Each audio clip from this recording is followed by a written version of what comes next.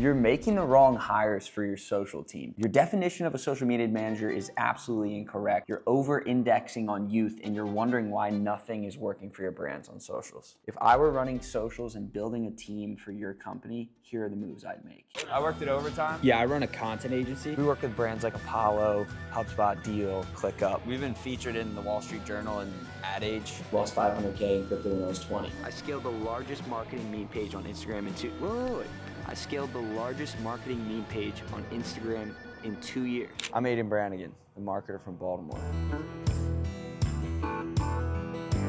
How are brands currently approaching building a social team? There's one trap that 85% of brands are falling into when building their social team. They hire a social media manager and they think, boom, everything's covered now. That is what the approach to socials was in 2015 when the brands on social media were on the cutting edge. Every brand is on social media now. So if you're just hiring one single social media manager and expecting them to create every single piece of content that hits your brand's timeline, have them post every single piece of content, have them manage the community, check the DMs, respond to comments, do outbound commenting, and then report on analytics, you are 10 years behind the 8 ball. A social media manager role now is completely different from what it was 10 years ago. And the trap that these brands fall into is expecting that, hey, we want to build a social media team. That means we hire one social media manager and we're set. That is how you set yourself up for failure. If you were building a social team for a SaaS company, what are your first 3 hires? The first 3 hires I would make if I were building a social team for a SaaS company, the first one is a process-oriented social media manager. This is someone whose sole responsibility is to focus on distribution of content. What channels, how often, building a system. So someone who's got a really big system mindset, maybe even mathematics. The second hire is a creator. This person is completely freed up by the social media manager handling all of the logistics of distribution. This is someone who is a content purist. They're thinking about hooks, they're looking at trends, they're thinking about retention, they're looking at the watch time on their videos. The social media manager distributes, the creator creates. It's a dynamic duo right there. Most often SaaS companies will lump that into one role. Social media manager that creates and distributes. The most effective teams are siloed. They have a social media manager distributing and a creator creating. The third hire is a marketing purist, someone that thinks about psychology, has experience building legitimate brand names. This is your head of social. This is someone who is a veteran, they're slightly older. Most often brands over-index on youth when it comes to their social media teams. The downside of that is they don't get the positive brand building effects on social media. They're just chasing trends, the quick hits, because they think social media is fun and it's something you give your intern the keys to. But the brands that are getting serious traction on social media realize that the marketing fundamentals still apply. What's the difference between a social media manager and a content creator? The difference between a social media manager and a content creator, specifically at SaaS companies, they view a content creator as non-essential. So it's like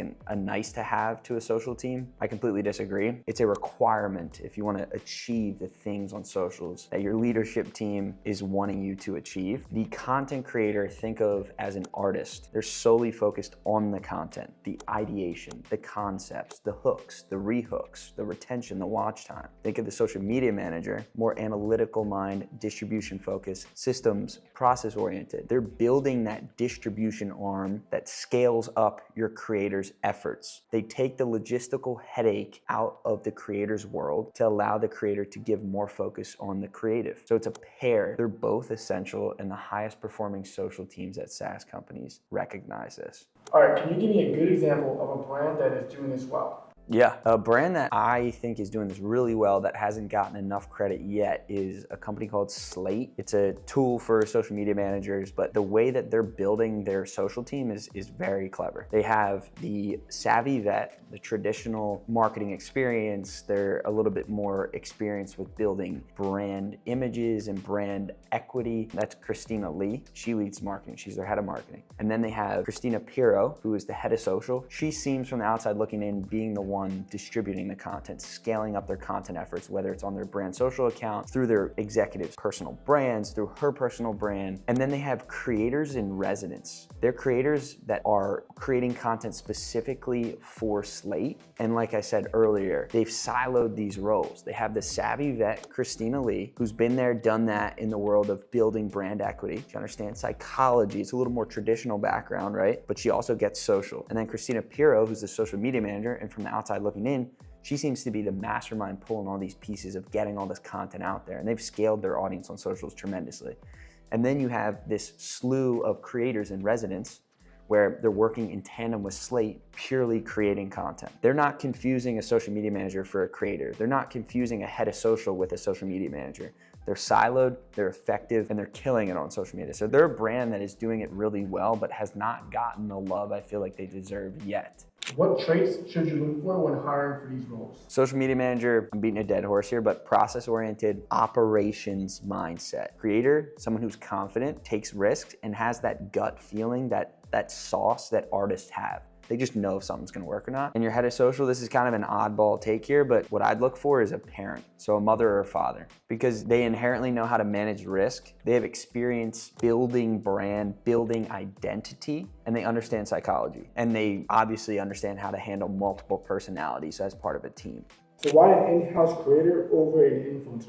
Two main things. First is exclusivity. If you have a phenomenal in-house creator, the likelihood that they're making content for your competitors or other industries is substantially lower. So you build this huge moat as a brand. That's great. And then kind of plays into this a little bit, but the second thing is economies of scale. If you want to work more with an influencer, you got to pay them more. If you hire an in-house creator, you pay them a great salary, and to have them make more content for your brand will not cost incrementally more. So it's a monetary thing, and it's just building your moat as a brand. Again, if they're an influencer, they're likely not bought into your product, your software, your business as a whole, whatever it may be. That quality of the content is inherently going to be 10% lower than if you have an in-house creator who has all the talents and skill sets of these influencers, but is bought into your vision as a brand. And people are watching this like, Aiden, you run an agency and you have creators on your team, and when a brand works with you, aren't those creators essentially influencers and they're not part of the team? When we work with a brand, we aren't saying, hey, here's this influencer with 100,000 followers in the sales niche. We're gonna have them make content for your brand socials. We go source talent that has the raw capabilities to be phenomenal creators in front of the camera, just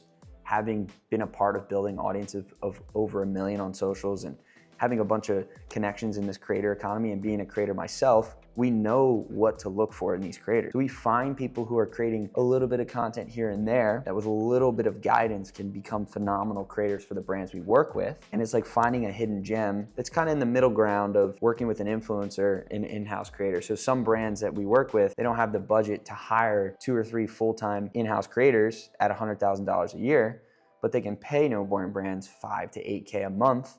And we have our creators who can come in and make content for them. And those creators aren't making content for any of their competitors, so they still get that moat benefit. You're a young marketer. Why are you claiming brands over index on youth on their social teams?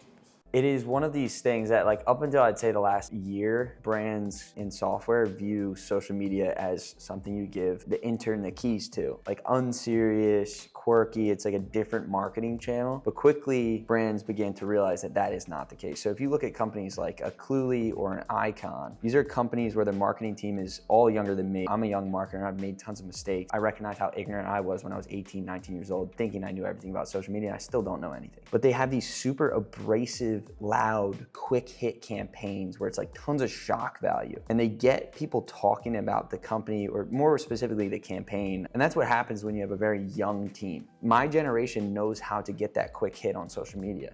What our generation does not know yet is how to build that staying power. And this is where the fundamentals of marketing come into play. And all these tech companies that are coming up with like a huge boom, everyone's talking about them for like a month, and then they fall off the face of the earth. Just simply their marketing teams are too youthful. They don't know how to build that staying power with the compounding effects of like brand image, equity, all sorts of stuff like that. And so that's where I think it's super valuable to have veterans on the team who they're not even social first, but they know how to build brand equity. But why do these companies over-index on youth? Is because social media is synonymous with youth, and our generation knows how to use social media. And so we kind of just cast off the older generations as them not knowing what they're doing. But like we said earlier, I think the really most secret sauce is bringing in a more youthful creator and social media manager and pairing them with a industry veteran that is very marketing fundamentals focused. And that's how you build staying power as a SaaS company. And you don't end up like a Cluely or an Icon where, for better or for worse, they had great stints where they were loud and abrasive and upset people, but they're not known like a ClickUp, where ClickUp's been generating, I don't know, 500 million views a year for the last 2 years. There's levels to it, and now I see a lot of software companies are trying to emulate a Cluely campaign or Icon campaign where they're thinking so short term because they're 18 to 22 years old. I'm faulty of this as well, but that's one thing that in the last 3 years that I've really been focusing on is like, there's lessons on social media that we can learn from marketers who have never even used social media before. I'm really bullish on building net new concepts, applying marketing fundamentals to social media, and I'm substantially less bullish on, hey, what's trending right now? Let's get on this trend. Let's hop on that trend. And I'd highly encourage you as a brand to stay away from trends unless it's an absolute layup, slam dunk for you to jump on it. But you're a software company. You don't need to know what Lizzo did this week. Like, you just don't. And you don't need to be Duolingo. That's another thing of like, these brands over-index on youth, and then all these brands kind of concentrate towards the middle, and everyone looks and acts like Duolingo on social media. And I don't think that's gonna help your bottom line. So if you're hiring for your social team right now, bring on an in-house creator, hire a social media manager, hire a head of social, and then just watch this video. That's all you fucking need.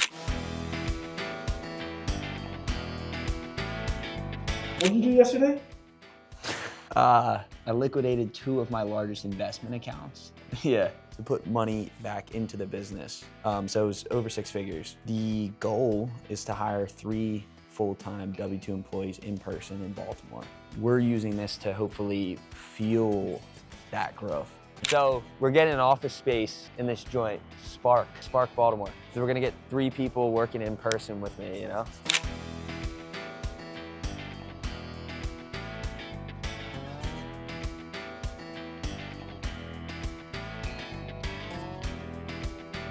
This week was very hectic. We just got a shot done for Deal. This is an idea we had the end of last week, and they were like, hey, we have a quick timeline on this. We need it fully shot and edited by the 31st. So we went to GameStop, walked in. James had the idea of just like telling them what we were doing, of like shooting in their store. They let us shoot in the store, got a bunch of shots, went back to the room. Now we're gonna have someone edit it, and we're gonna flash it on the screen.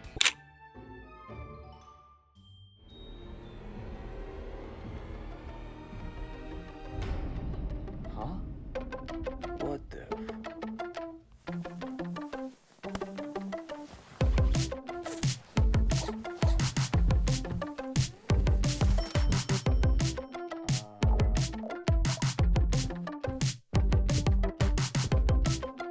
Hey, man. Hey, hey, hey, hey, hey, hey, hey, hey, man. Do you want to go to that new slop bowl place near here? Sorry, I'm gonna have to pass on this one. That's okay. Hey, come here. Can you help me with the QT rejections? Sorry, I gotta run home and feed my cat. Wait a minute, you don't have a cat?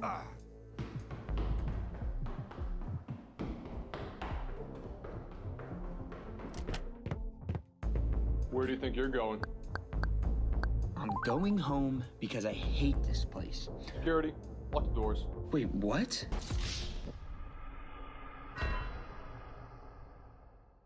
As an agency, one thing I'm really priding myself on is like making that gap between the price someone pays and the value they receive so large that it's freaking a no-brainer.